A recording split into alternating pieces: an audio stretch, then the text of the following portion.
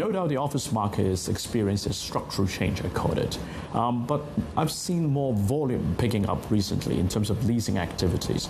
But it's still volume driven, not price driven, because the vacancy rate is still high and the new supply in this pipeline is still ample. So I see an office market getting better, but it will take some time to absorb the high vacancy rates currently suffering, I think. In the meantime, I think work from home is still something that even my company still allow, and that means that probably that would be a very much a long-term sustainable feature of the office market. So time will tell. I think probably it would take a couple of years to digest all these things. On those occupancy rates, where does it stand now, and does that put some downside pressure on rents? Grade B is better than Grade A. Service trade is better than typical offices. That's my hunch.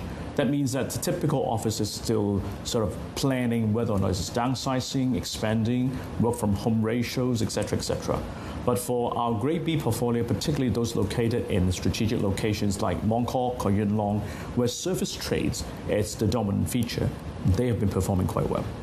When we talk about your assets, you've mentioned in the financial report that you're looking at a disposal of non-core assets. Which would those be? What is non-core? I think it's a strategy. I think the acquisition of West 9 Zone Kids represent an asset recycling initiative for Sunlight. So what we're looking at is we probably would trade into our portfolio some good quality assets with good enhancement potential. On the other hand, we'll review our portfolio non-core assets, maybe the smaller ones, where we think that probably it's time for us to dispose them to realize value for the benefit of our unit holders. So that's, I call it a dynamic, initiative, in and out, hopefully to trade up the quality of the portfolio and the return for holders. So would that be commercial properties? Would it be retail, or introduce car parks or some other types of assets? We don't rule out the possibility. We're still reviewing the situation. All right, and in terms of when you're making the decisions, looking at some of the risks that you are facing, what would be the largest of the risks? I did name some of them: market liquidity, interest rates. There's really a lot going on in the world. What keeps you up at night? Well, I think interest rates remain the key risk because Hong Kong, under the linked exchange rate system, we have to follow the interest rate of the US. But our inflation, our business cycle is different.